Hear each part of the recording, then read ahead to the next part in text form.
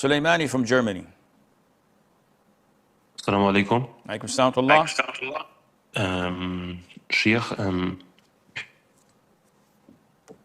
I know that we are not supposed to mention the names of scholars.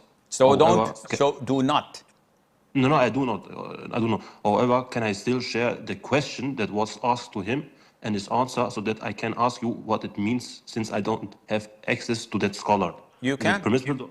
You can. Okay. He was asked, is loving to look at impermissible pictures which appear on the cell phones and internet, and always desiring this, consider it as shirk, in which the person is a slave to these pictures. And the answer of the Sheikh was, yes, it is shirk of desire. This is not true. Akhi, this is not true. We've said this so many times. Yani, if I smoke, if I enjoy having a cigarette after a fat meal and enjoy drinking it with my coffee, is this because I'm enjoying it shirk of desire? This is not true. There is a difference between shirk, which is associating others with Allah, and between a sin.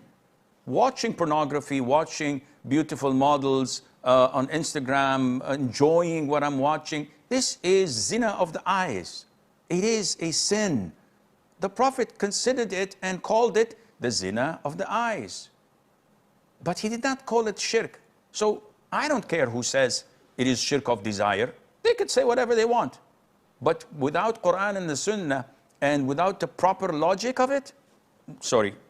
Yani, if I smoke, if I enjoy having a cigarette after a fat meal and enjoy drinking it with my coffee, is this because I'm enjoying it shirk of desire? This is not true. There is a difference between shirk, which is associating others with Allah, and between a sin. Watching pornography, watching beautiful models on Instagram, enjoying what I'm watching, this is zina of the eyes. It is a sin. The Prophet considered it and called it the zina of the eyes. But he did not call it shirk. So I don't care who says it is shirk of desire. They could say whatever they want. But without Qur'an and the Sunnah and without the proper logic of it, sorry,